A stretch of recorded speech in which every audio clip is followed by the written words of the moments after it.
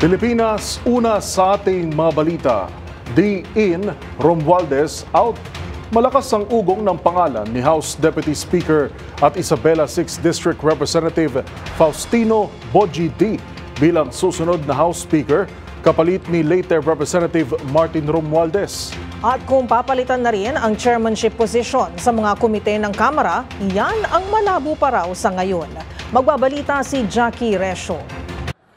Magbibitiw na sa pwesto si House Speaker Martin Romualdez mamayang hapon at nais nitong palitan siya ni House Deputy Speaker Isabela 6th District Representative Faustino Boji D. Sa panayam sa programang 2x2 sa DZRH, sinabi ni Antipolo 1st District Representative at House Deputy Speaker Ronaldo Puno na ito ang naging desisyon ni Romualdez matapos makausap si Pangulong Bongbong Marcos.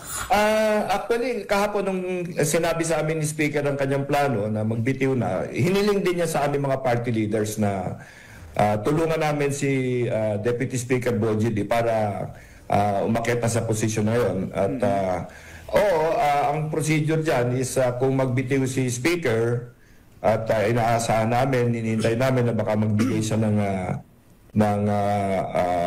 speech mamayang hapon para sabihin sa amin yung kanyang desisyon, magiging bakante yung posisyon. So kailangan magbobotohan kami and we will have to elect a new speaker. At ang request sa amin ni Speaker Martin is si Deputy Speaker Boji D ang aming botohin mamaya. Paliwanag ni Puno ang sino mang magiging bagong House Speaker ay pagbobotohan ng mayorya. Paano kung merong mag-nominate ng iba? Halimbawa, tumayo si Congressman Kiko Barsaga. At ni-nominate niya sarili niya. Pwede ba i-nominate yung sarili niya? Hindi ko alam kung pwede mo i-nominate sarili mo. Pero, siyempre, alam mo, it's a free country, di ba?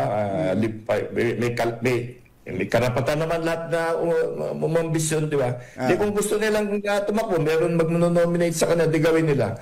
Pero siyempre, magbobotohan yan at mananalo siyempre yung kandidato ng mayorya, no? Which is Congressman Deputy Speaker Boji. Naging matunog din ang pangalan ni Congressman Kiko Barzaga nang ipresenta niya ang kanyang sarili na susunod na House Speaker at pagpuna naman ni Puno sa kanyang mga kilos at asal bilang hindi angkop sa pagiging mambabatas. Ni Puno hindi niya nais matanggal sa Kongreso si Barzaga, kundi mapaalalahanan at magtanda ito sa tulong ng aksyon ng Ethics Committee.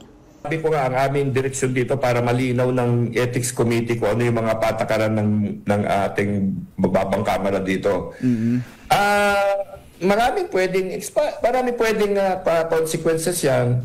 Pero siyempre depende rin sa kanya, no? Kung halimbawa hindi tumigil, sinabi ng committee na hindi na tama yung kilos mo. Sabihin mo, ibaba mo yung mga post mo na malalaswa. Ganyan. Kung hindi niya ginawa, di siyempre, aakit yung penalty ng mas mataas pa. Pag hindi ginawa, ganun pa, di ba? So, pabayaan natin yung committee mag-isip na lang kung anong gagawin nila dyan. Dahil yan ang tungkulin nila. Pero sana naman hindi marating sa yung mga expulsion, mga ganun. Dahil siguro naman, meron pa rin namang magagawang paraan niya paano maayos lahat. Ayon naman kay Puno, tanging palitan lamang ng House Speaker ang mangyayari mamaya at wala rin pambalak ang Kamara na magpalitan ng iba pang leadership positions dahil kakapalit lamang nito. Para sa MBC TV Network News, ito si Jackie Resho ng DZRH, una sa Pilipinas, una sa Pilipino.